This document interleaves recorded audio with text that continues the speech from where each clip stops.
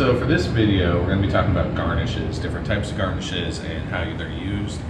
You got two basic categories of garnish. You've got flavor garnishes, which are intended to add a note of flavor to the drink. And then you have color garnishes, which are more of a visual element, just meant to offset a drink that's one color, that's kind of bland. One of the more obvious examples of that is with an appletini. It's usually with a maraschino cherry. That doesn't really add flavor to the drink, but that bright red with that bright green, it just makes a nice contrast, adds some nice color. But we're going to start going through the different garnishes. I'm going to show you how most bars will cut fruit used to be garnished, and hopefully you learn something. All right, for starters, we got some of your basics. We've got your maraschino cherries, usually used in sweet and tropical drinks. Got your traditional Spanish Queen pimento stuffed olives. Most bars will have the big ones because it just looks really nice and adds a lot to it. Not as common anymore, but traditional are cocktail onions used in Gibsons and a lot of Bloody Marys. And then usually the way your garnish tray will be set up, you'll have your fruit on the end, and then you'll go to your sliced citrus on the backside. I'm going to show you how we do that. So generally you'll start with the mildest of flavors with an orange. The way that we like to do it here, we like to do quite a few thicker cut quarter wheels. And so you're going to cut the ends off, throw those away, slice it in half, and then the way that I like to do it, because it's the fastest, the most efficient, is you do an angle cut to the outside on both sides, and you're going to flip it over, cut it in half, and that way you've already got a slit down the middle once you finish cutting. And then you'll cut it in half, and then quarter and quarter. And what this does is this leaves you a nice thick piece that's easy to squeeze if you're doing a squeeze drink. It also muddles really nicely if you're doing an old fashioned. And so that is the way that I prefer to do it. You'll find some places will do full half wheels with just a slit down the middle like this.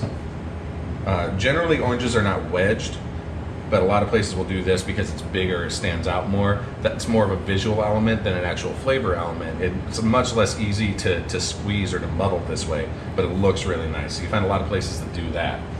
Next, we'll go to limes. Now, limes and lemons, you generally are going to cut the same. You'll find some places will do half wheels like that. The way that I do them is wedges, because wedges are the easiest to squeeze. But you'll cut it in half, and then what you do is you're going to cut a little slit down the middle, not breaking the skin. But that way, when you open it up, again, you'll have the slit on all of them instead of having to go through and do slits in individual pieces. But then you'll just do a simple quarter, cut it in half, angle down, and then you've got a wedge with a nice slit to sit on the rim. But wedges are easy to squeeze, easy to muddle. You can do a lot with them.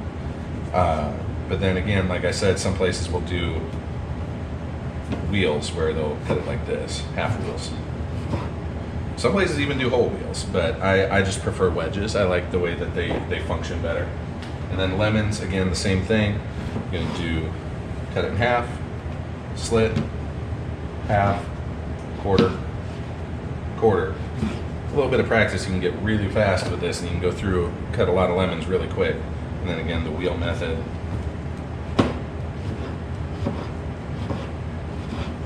You end up with all these nice little wheels that go onto the edge of the drinks. And then your other garnishes that you need to consider are like rims. So this is what a standard bar will have for rims is this, which is very traditional. You got your sweet and lime juice on the top, usually Rose's brand, that lets the things adhere to the drink. You've got your salt, kosher salt, and you've got sugar, but you can do other things. I do a lime zest sugar for certain drinks. I've got a lavender sugar for certain drinks. Celery salt's pretty common for Bloody Marys. I have this spiced sort of sugar salt mix that I like to use for spicy drinks. You can do a lot of fun stuff with it, and then of course you want some sort of pick alongside your garnishes to spear things, whether it be olives, onions, a traditional flag. For tropical drinks, you'll actually spear a maraschino cherry and then stick it into the top of your orange, staying on the edge of the drink. All right, we'll move on to the next thing.